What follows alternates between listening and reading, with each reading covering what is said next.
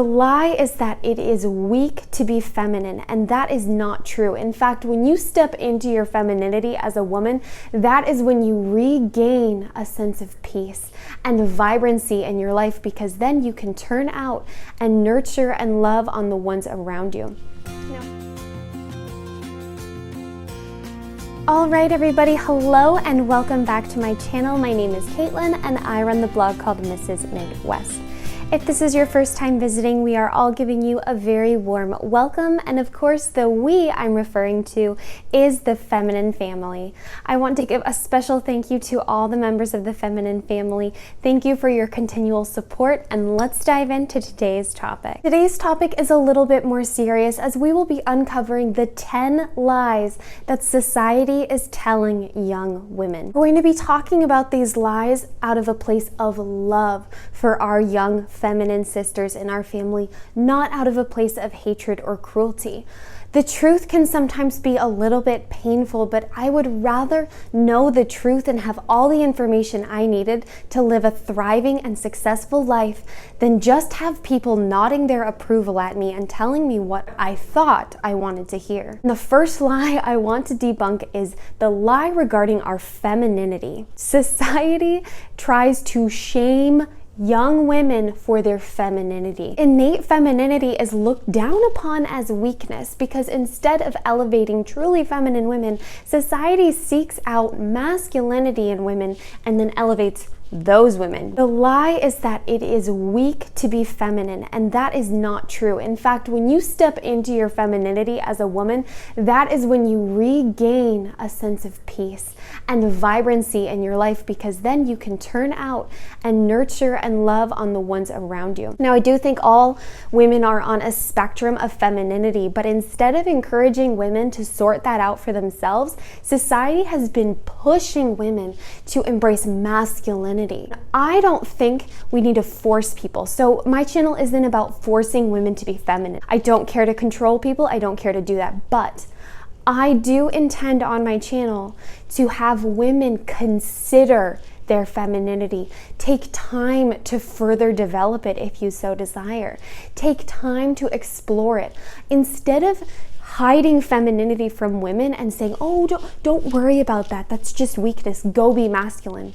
I think that we need to let people explore their options. And the fact is, you have the option to be feminine. All right, the second lie that society tells young women has to do with their careers. The fact is that a career is right for some women. You know, back in the 1950s, like everyone likes to reference, sure, there were women who wished they weren't at home, but nowadays we don't live in the 1950s. I cannot remind you all of that enough. We are actually closer to 2050 than 1950. It's been a long time and a lot has changed. Now, more women are in careers and wish they could be at home, at least part-time, than the other way around. Society paints this lie for young women like, pursue a career, like break the boundaries, be unique. And the fact is, it's not unique. Men and women work in 2019. It's not groundbreaking. It's not crazy. And the fact too is that very few people actually have a career. Most people just have a job. I'm not knocking the concept of jobs, careers, making money. You work to make money. It's not this glamorous thing that everyone makes it out to be. All right, the third lie that society tells young women is to not consider their fertility window. The common argument is that women aren't just here to make babies. And you know, while I understand that sentiment, I would also say that that's a very sad and depressing way to look at the concept of motherhood. Instead of elevating motherhood, society tends to treat it like you're some sort of livestock just creating babies. And you know, the magazines, the online publications, I could pull up tons of headlines right now telling people to wait to have children. They don't like the science behind the fact that a woman is fertile between her first period. It starts to go down when she's 25 and it goes down again at 30 and again at 35. Okay, so your fertility will go down as you age. And the thing is, I don't think people like to talk about it because they don't want to scare people. They don't want people to feel bad if they've missed the window. But the thing is, we can't let that fear and that sadness prevent us from teaching future generations the reality of their biology, okay? So if you're a young woman and you're planning on having babies after 35, after you've done your career, please reconsider that. There is a huge possibility you might not be very fertile at that age. It can often be very expensive for families, and instead of using that amazing career money for trips to Europe or a new house, you're going to be using it on IVF treatments and adoption. And while I do think the modern medicine is an incredible, wonderful thing, I don't think that that should be your plan A. So if you want a biological family of your own, please consider your fertility window. I'm not encouraging teen pregnancies. I believe pregnancy is best left within marriage, as I am a Christian. But I don't think that it's right to tell young women to constantly delay marriage and babies. You can delay a career. I don't mean to scare you. I just want to give you the truth and the reality. The thing is, yes, we all know women who tried to get pregnant young, and they weren't able to. Everyone knows the story of their great aunt's friend who got pregnant at 45 with a perfect baby, you know. Fine, those anecdotal stories exist, but we need to look at the statistics and the science. It is a set period of time when you can have biological children, and I encourage you, if that's what you want out of life, to plan it into your life. You don't need to be obsessed with it. You don't need to settle for any guy or be crazy or trick someone into getting you pregnant. But you can plan for it by dating, by looking for marriageable men, by planning your life around family instead of family around your life. All right, the fourth lie that society tells young women is that marriage is a disaster. Society likes to paint marriage as something inevitably for divorce, but I would also say many of us have the experience of seeing parents, loved ones, etc. divorcing or having disgusting, horrible marriages. And what I want to say to this lie is that you can break the cycle. But I do really feel like there's propaganda to stop people from getting married, you know, or to delay it and keep delaying it. You know, you have the concept of you don't want to miss out on your 20s by being married.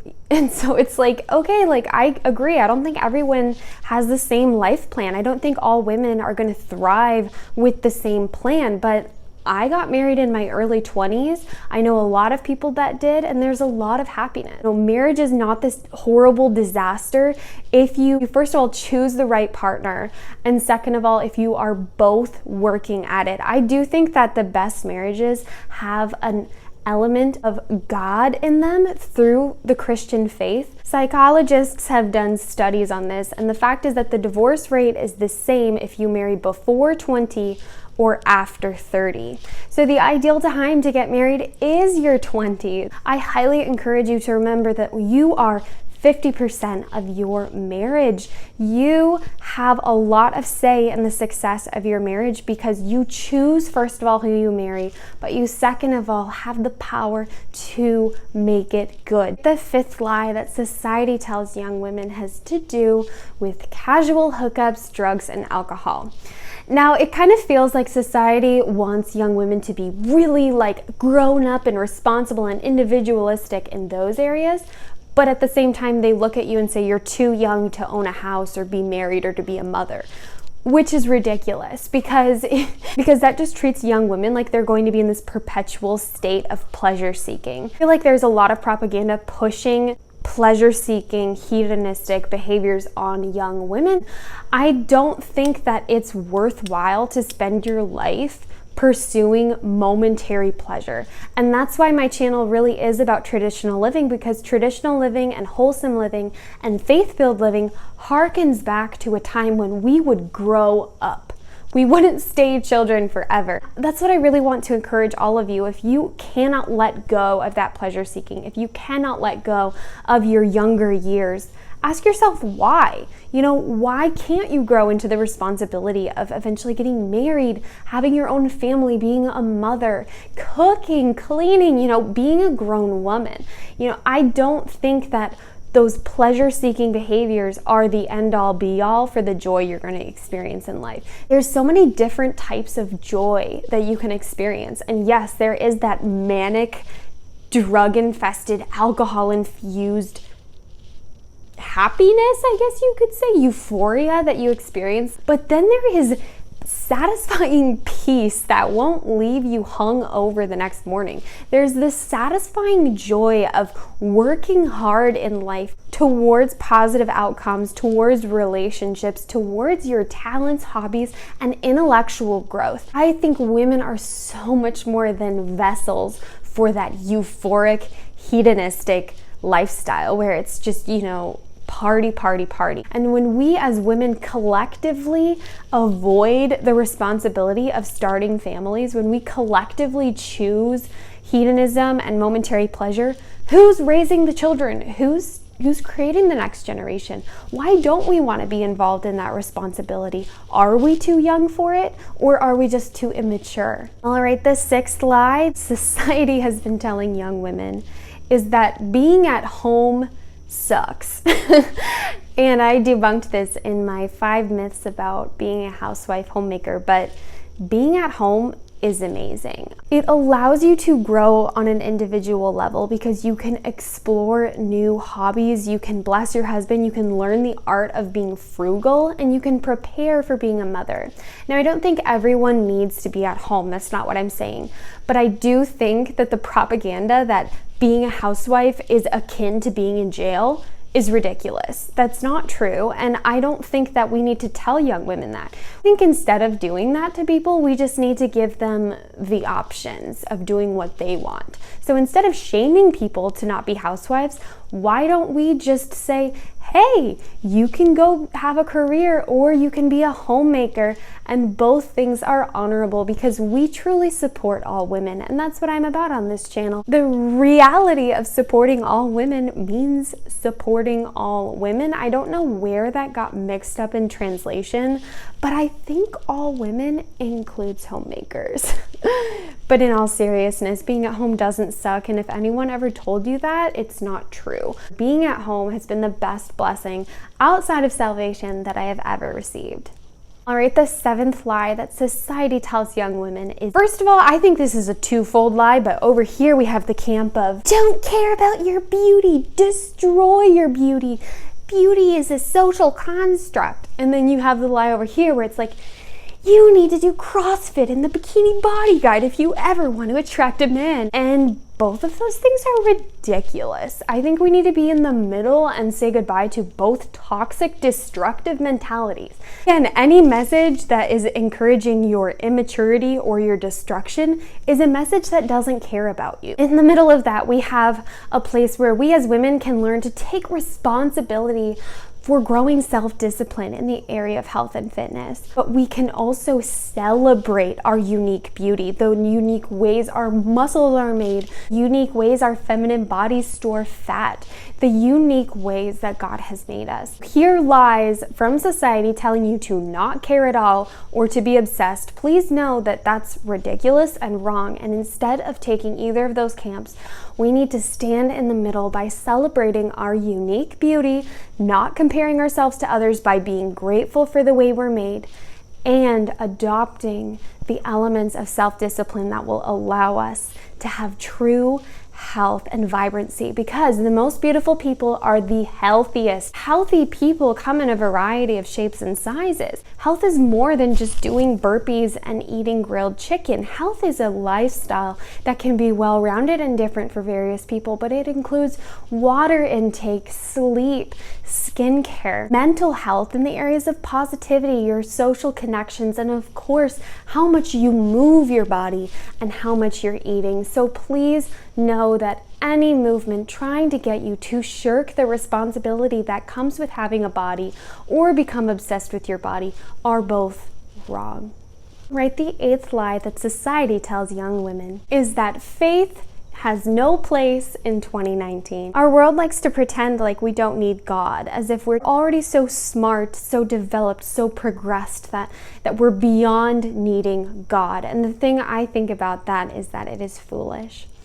Depression and anxiety levels have been rising for women in the last 40 years. And I do believe a lot of that existential dread comes from a lack of faith, when in reality, we are a religion that preaches that Jesus Christ is the Son of God who has forgiven us from our sins and has delivered us unto new life so that we can love others as Christ loved us, which is with a self-sacrificial love. We are the religion that preaches loving the poor and caring for those in need and to bless those who persecute us. I just want to say too that I don't think we need to force people to have a Christian faith, but I don't think we need to hide from them the option of having faith. We should all have the free will and opportunity to choose the ideologies and beliefs that we feel called to. We are not so developed in 2019 that faith is obsolete.